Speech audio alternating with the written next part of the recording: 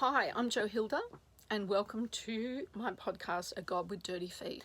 Okay, so today I'm going to be speaking on characteristics of cult leaders and why and how it is that they manage to suck us in so quickly, easily, and for such a long time. Some of us look back in wonder at our addiction to an involvement in institutional religious or pseudo-religious organizations and wonder, what was I thinking? How was it that I was able to be seduced and drawn in by this particular person or persons in these organizations? And I will be specifically talking about pseudo-Christian, evangelical, charismatic type churches and movements.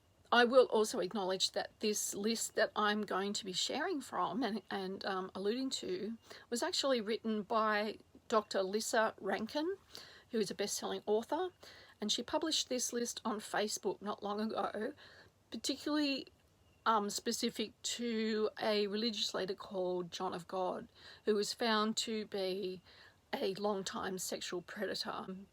And yet, defying belief, many stepped forward to endorse and support him rather than believe that he could do such a thing to his followers and to women. But he's in prison now because he did, and he's guilty, and yeah, that.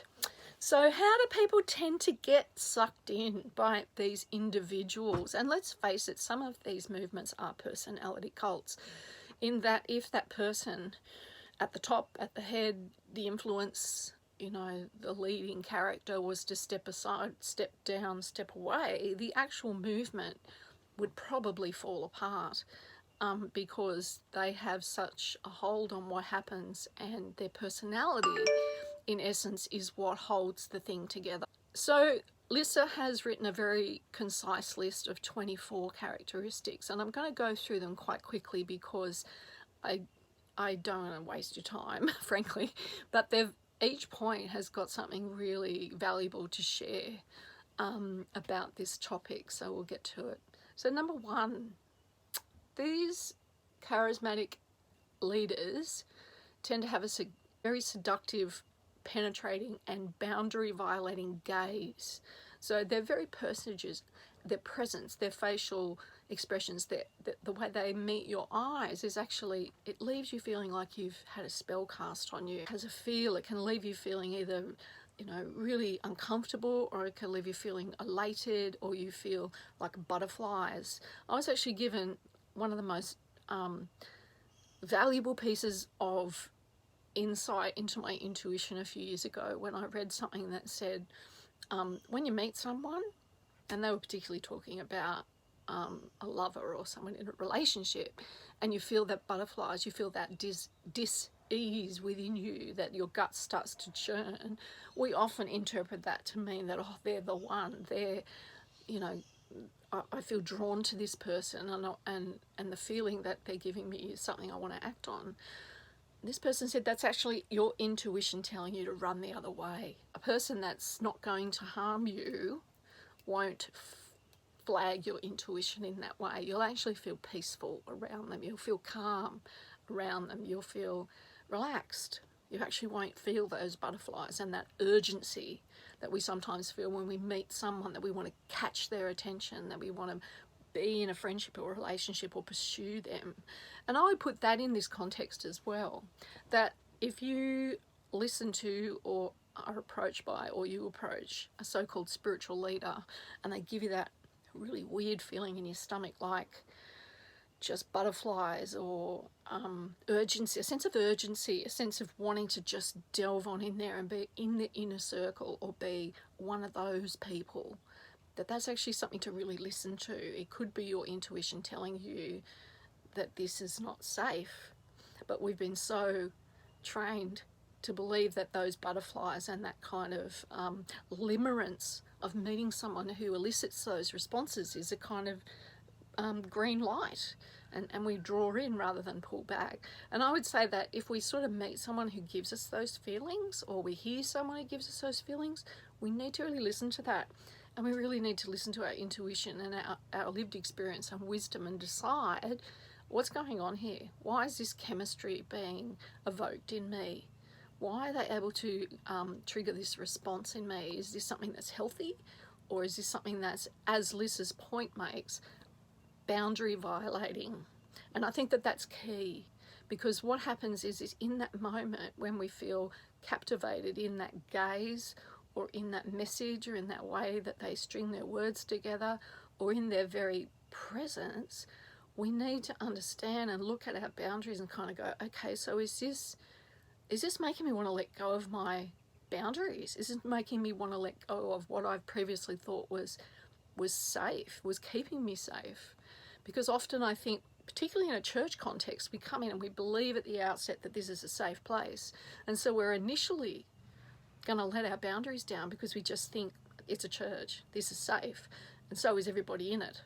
But often that's not the case. And I think if we do come into particular religious or spiritual context, we need to come in with our boundaries firmly in place. And all of the wisdom and lived experience that we've had up to that point needs to be instated and reinforced. We actually need to step back and see with our eyes wide open and not become enraptured, enchanted, and captured by the personality of the spiritual leader or leaders or their message. Very important. Okay, number 2, they promise miracles and exaggerate their claims. Now, we've all heard this. If you've been in any of these sort of charismatic church movements over the past 30 years, you will know that this is just part and parcel of what goes on, what they preach from the pulpit and what they promise. So they'll say, you know, if you do this, you'll get this. If you pay this, this will happen. God's going to give you this if you give him that. Yeah. Just be really cautious if you're hearing that, because, you know, people who claim to speak for God and the things he does and or she does and doesn't do, are often their actual life is in conflict with that. You don't actually see that. And if you do, it's because they're really good salespeople or really good entrepreneurs, or they are, you know, your garden variety narcissistic sociopath who knows how to manipulate their environment in order to get what they want. And then they stick the God sticker on that and say, you can have that too if you go through these steps, or if you join our group, or whatever, or say this prayer. So just be careful of any spiritual leader that promises miracles and exaggerates their claims around that.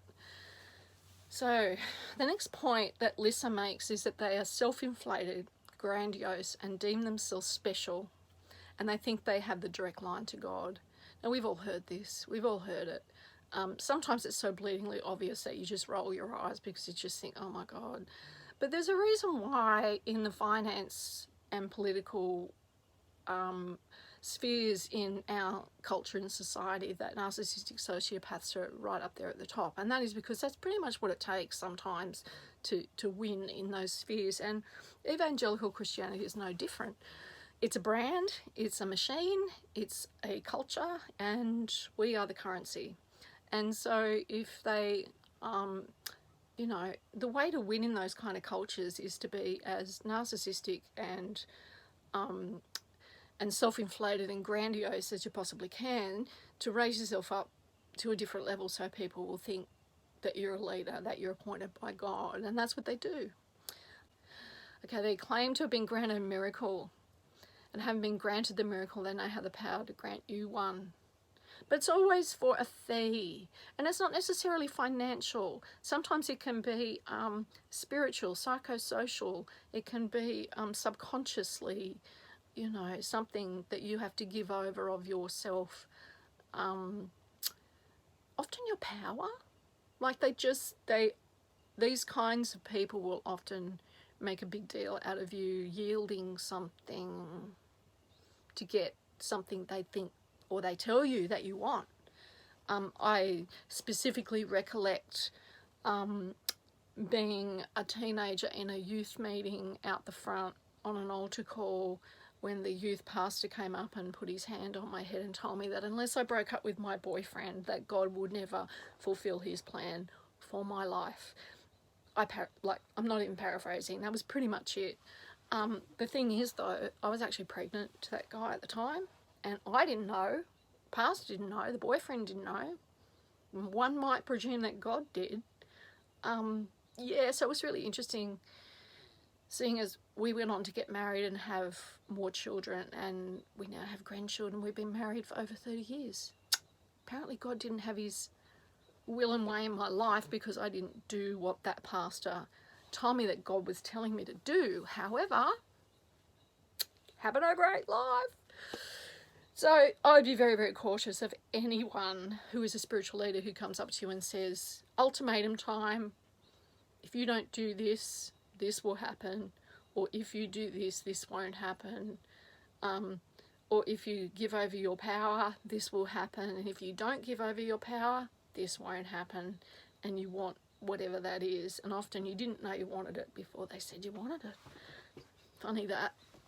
So just be really careful of these people who give spiritual ultimatums and also try to make spiritual bargains, but like they're sort of like the go-between between you and God, and they're trying to help you bargain what you think you want or what you do want. Just stay away from those people. Yeah, so the next point that Lissa makes is that they tend to be grandiose show-offs. If they do have a mystical power, they love to flaunt it to impress you and hook you to make you feel fascinated. So, yeah, I mean, this is pretty much what the Toronto blessing was all about. It was either you had it or you didn't. You could walk into a church, and if you had this spirit, you could make people roll on the floor and run around and do all kinds of things, or you didn't. And if you did all those things because this person cast this spell over everybody, then you somehow were special. You somehow had this special power.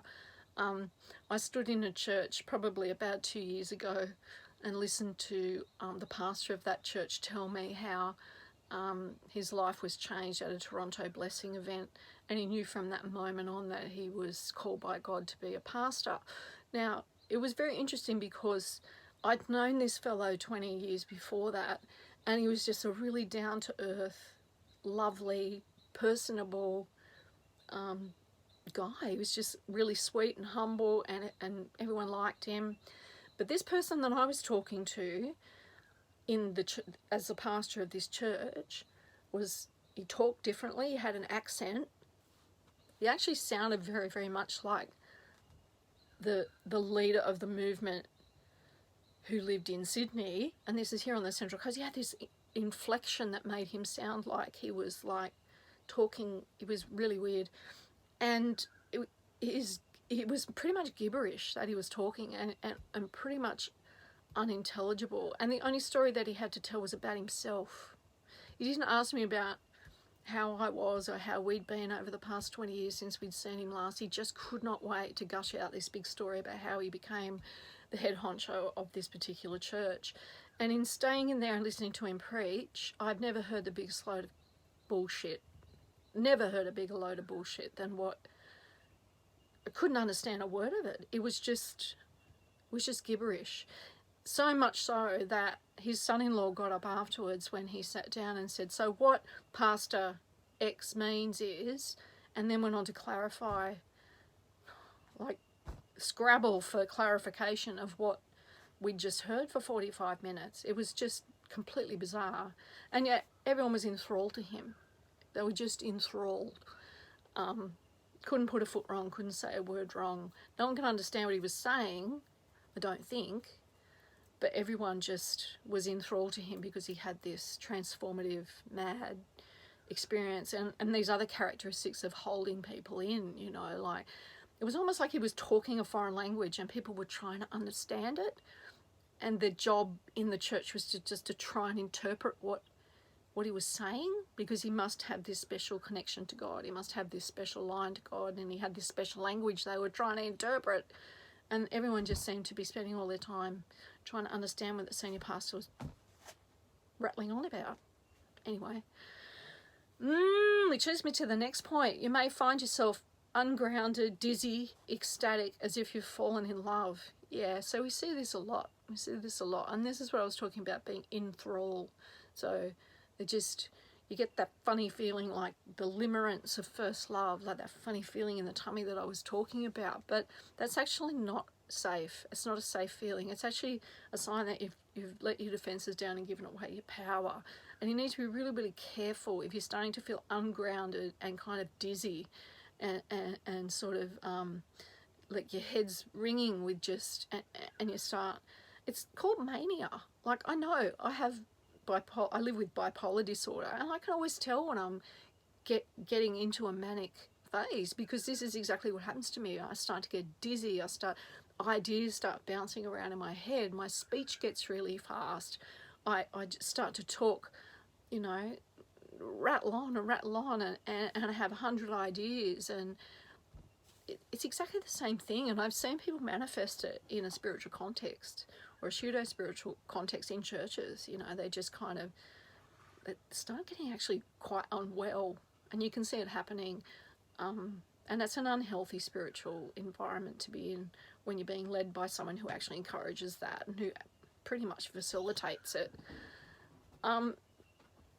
So that leads me to the next point that Lissa makes, which is to say that they disempower you to empower yourself, and they feed off you energetically. So they have this manipulative manner of getting you to give over your power. So they're not taking it from you, but you're surrendering it willingly. So be the spiritual power, financial power, social and cultural, psychosocial power, the way you are, the way you carry yourself, your agenda, your priorities, your values. They just have this way of making you feel like you want to give it all, you want to give it all, you want to give it all, until they are feeding off you energetically, and they will. You can see them doing it. You know, they walk in and you can see those, you know, shoulders and the head and the arrogance is the only word that I can think of. And that arrogance, you don't walk into an empty room arrogant, you know. You walk into a room full of people who are ready to give away their power. And that's where arrogance is, you know. Arrogance doesn't happen in a vacuum. It happens where there are people willing to give up their power and willing to adore you. That's what arrogance feeds on. So they're masterful at gaslighting and making you doubt yourself. You know, when you red flag something, or you kind of go, oh, I think that's not quite right, or I think that's not for me. And they go, oh, you're so spiritually mature, you know. If only you were just a little bit more spiritually developed, you'd understand. You will find this when you decide, if you decide to leave, and you start to name your pain, or you start to name the things that have been done and said to you, they will turn on you in a hot minute. There will be none of this ringing up and going, honey, I'm so sorry that you feel this way. Can we get together and chat about it? It will just be self-justification. It will be, you feel this way because you're messed up. Like, no one who is really a Christian or who really believes in God could possibly feel so vindictive or you know, see things the way you see them. So they will turn on you. So if you leave, you need to leave and get a long way away from them and just cut it off, because if you go back and try and negotiate, it just won't work. They just don't see themselves as that they could be responsible for a failure or responsible for causing someone pain. It's like, no, I'm not responsible for that. No, that's you, that's your fault. So if you're going to leave, just be prepared for that. There's no turning back and going back and saying to them, I need to hold you accountable for what you did to me, unless you're prepared to be incredibly strong and incredibly robust. I wouldn't recommend it. I'd just run, just get away. Unless something legally bad has happened to you, if you've been abused, sexually abused, or otherwise had something criminal done against you, you need to go to the authorities and get support and get help and bring justice about. I would say that. But get someone else with power on board with you who can verify your claims who will listen to you and who will validate your experience, because it's incredibly hard to go back, because they will always make it about you. They'll always say it's your fault. They'll always say you are to blame. Okay?